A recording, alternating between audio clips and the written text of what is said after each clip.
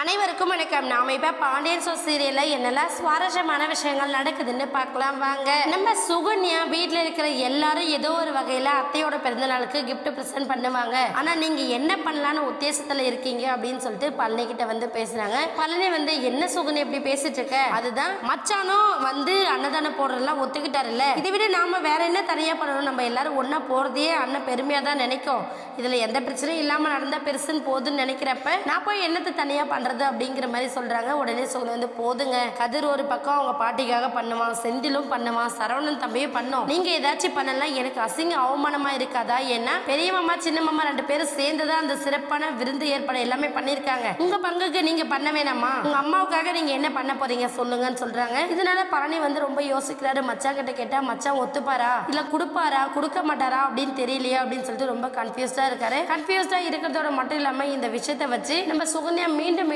பழனியை கோமதி குடும்பத்துல இருந்து பிரிச்சு கூட்டிட்டு வந்தணும் அப்படிங்கிற ஒரு பெரிய பிளானையுமே போட்டுட்டு இருக்காரு. இதையெல்லாம் தாண்டி நம்ம பழனி வந்து என்ன பண்ண போறாருன்னு பாத்தீங்கன்னா, பாண்டியன் கிட்ட பேசி கொஞ்சம் அமௌண்ட் வாங்கி அவங்க அம்மாவுக்கு பிடிச்ச மாதிரி ஏதாச்சும் ஒரு சாரியோ இல்ல ஜுவல்ஸ் எதாச்சும் எடுத்துட்டு போய் கொடுக்கதான் போறாரு. அதனால சுகன்யா முகத்துல கரிய பூசின மாதிரியும் நம்ம பழனி வந்து பண்ண போறாரு. இன்னொரு பக்கம் என்ன ஆகுது அப்படின்னு சொல்லிட்டு பாத்தீங்கன்னா, நம்ம செந்தில் மீனா ரெண்டு பேரும் இங்கிருந்து நேரா பாட்டியோட பிறந்தநாளுக்கு போயிடலாம் அப்படிங்கிற மாதிரி செந்தில் சொல்ல, மீனா வந்து அதெல்லாம் முடியாது, குடும்பத்தோட ஒன்னா பண்ணணும், நம்மள லீவ் போட்டு தானே அத்தை மாமா வர சொல்லியிருக்காங்க, நம்ம அங்கிருந்து போனாதான் மரியாதையா இருக்கும், வாங்க நம்ம அங்க போலாம் அப்படின்னு சொல்றாங்க. என்ன மீனா எதையுமே நான் சொல்றதை கேட்கிற மனசுலயே இல்லையா நீ?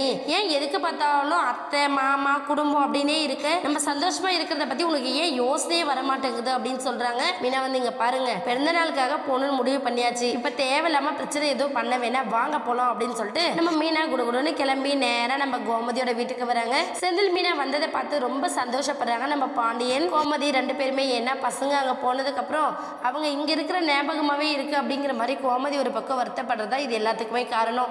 இன்னொரு பக்கம் நம்ம மீனாவுமே இந்த குடும்பத்தை ரொம்ப மிஸ் பண்றாங்க, எந்த கேப் கிடைக்குமோ ஒன்று சேர்ந்துடலாம் அப்படிங்கிற மாதிரி நம்ம மீனாவுமே ரொம்ப ஆவலோட எதிர்பார்த்துட்டு இருக்காங்க.